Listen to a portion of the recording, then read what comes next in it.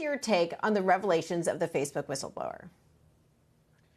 Well, it's a lot of what we've heard before. There was actually not that much new information here. These are the same talking points that we've heard about Facebook for years. Mark Zuckerberg has been hauled up in front of the Senate Judiciary Committee no fewer than 4 times to hear the senators lecture him on how Facebook is not taking down enough content. They need to be censoring more. And that's really what you heard of these so-called revelations. I mean, the idea, by the way, that you could have this Facebook whistleblower appear on 60 Minutes and less than 36 hours later, she's on Capitol Hill testifying in front of this committee. That just doesn't happen. I mean, government doesn't operate that fast. This was a coordinated hit. The whistleblower was working with the staffers of the Judiciary Committee for weeks, and it's really to fuel this agenda of requiring social networks to take down more content that the politicians disagree with.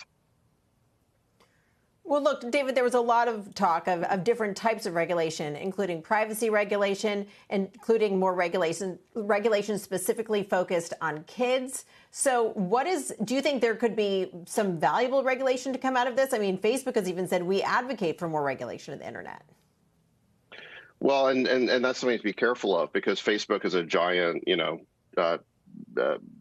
social networking company, can afford the regulations. And of course, the more regulations you impose, the more that becomes a barrier to entry for new social networks. So I think you have to be careful. Just because Facebook's willing to go along with that regulation doesn't mean it's a good thing for the industry.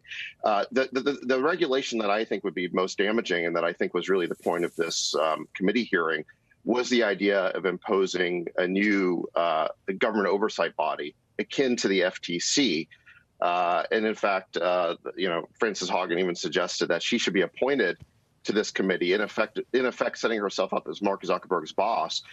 That's the thing to be careful of. Is what they're talking about is the establishment of a new, government agency to regulate what can appear in your newsfeed on Facebook and indeed all social networks.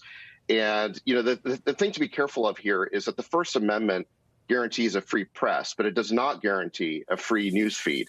And so what these politicians who've been calling for more censorship for years are really trying to do is an end run around the First Amendment, where they can't control the press, but they can control your feed.